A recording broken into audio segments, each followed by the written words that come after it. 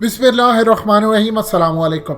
जिस दिन से नरेंद्र मोदी ने अपनी तकरीर के अंदर न्यू वर्ल्ड ऑर्डर का जिक्र किया है कि अब एक नया वर्ल्ड ऑर्डर आना है और इसमें इंडिया ने लीड करना है, उस दिन से लेकर अब तक खित्ते के अंदर कोरोना की बजाय साउथ चाइना सी, गिलगित बल्तिस्तान, कश्मीर, पाकिस्तान की साइड, सी पैक और अब सिक्किम ये बेसिकली आपकी स्क्रीन पर चल रहा है। आप अगर इसका मैप देखेंगे तो ये नेपाल को भी टच करता है, ये भूटान को भी टच करता है, चाइना को टच करता है और इंडिया को टच करता है। मजीद डिस्कस करने से पहले इस वीडियो को लाइक करें, हकीकत टीवी को सब्सक्राइब करें और बेल आइकन पर जरूर क्लिक करें।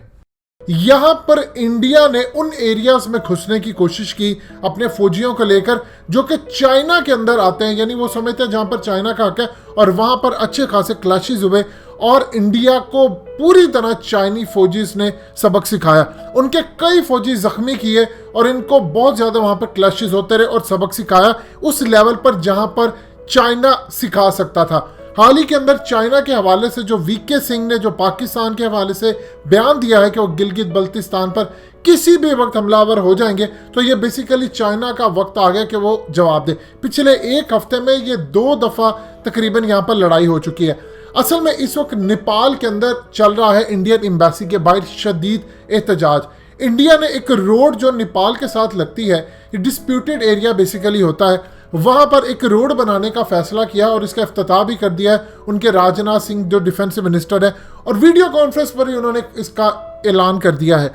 वहां से अब ये जो रोड जाएगी, अब ये बेसिकली कहा जी हमारे यहाँ से जो ज़ायरीन जाते हैं चाइना की तरफ, ये उनके लिए, असल में चाइना पर नजर रखने के लिए और उसके बाद आगे जाने के लिए वहां पर एहतजाज चल रहा है। अब ये जो सिक्किम वाला इलाका, इसके नीचे आपने बहुत सारी हाल ही के अंदर देखा होगा, नागालैंड, असम, ये वो जहां पर आज़ादी के नारे लगते रहते हैं, ये सारी स्टेट इस पट्टी को मिलाती है। अगर चाइना ने यहाँ पर कब्जा कर लिया और एग्रेसिव हो गया, क्योंकि अगर इन्होंने गिलगित बल्तिस्तान, सी पैक या बलोचिस्तान वाली साइड पर आने की कोशिश भी की तो चाइना इस पट्टी पर कब्जा कर लेगा, जिसके बाद इंडिया की 7 रियासतें जो आज़ादी के लिए तड़प रही हैं, आप समझ लीजिए वो किसी भी वक्त इंडिया से अलग हो सकती हैं।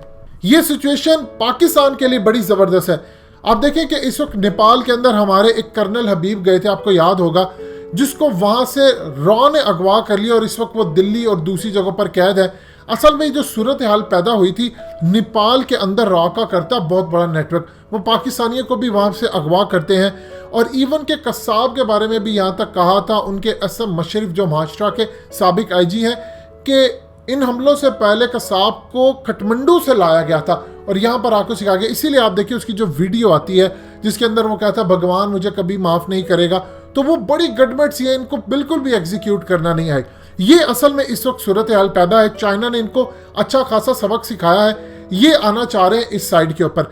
नेपाल के अंदर जो रॉ का नेटवर्क है वो हो रहा है कमजोर। चाइना अब नेपाल को असल में मैसेज दिया है कि अगर आप थोड़ा सा आगे बढ़ जाएं, अब चाइना जो है वो फाइनेंशियली भी नेपाल की काफ़ी सारी आने वाले वक्तों में सपोर्ट कर रहा है और इंडिया का वहाँ पर इन्फ्लुएंस ख़त्म हो रहा है। ये पाकिस्तान के लिए खुशाइंदा है क्योंकि इंडिया इस वक्त हर जगह पर पंगे दे रहा है। भूटान के साथ हो, ये दुनिया का वाहिद मुल्क है जिसका एक हमसाया इससे खुश नहीं है।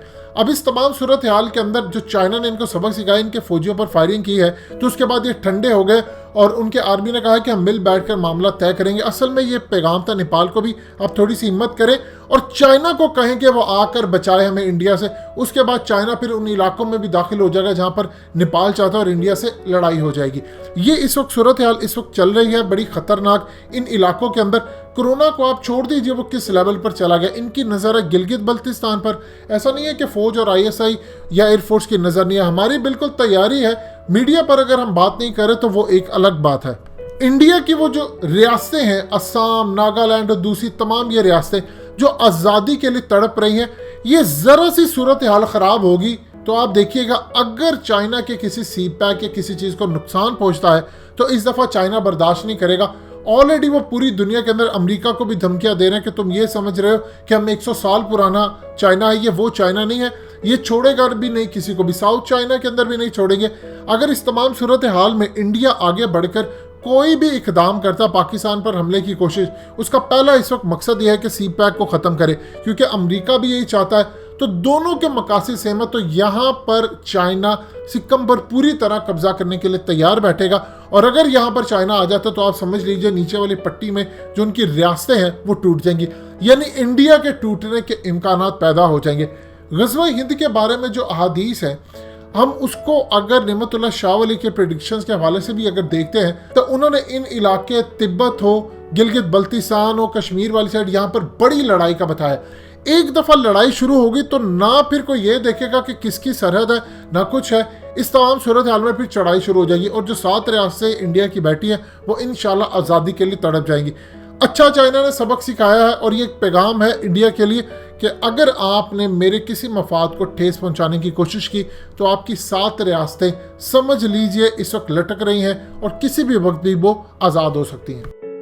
दोस्तों, हकीकत टीवी को सब्सक्राइब करना मत भूलिए, वीडियो को लाइक करें, शेयर करें और कमेंट सेक्शन में अपनी राय का इजहार ज़रूर करें।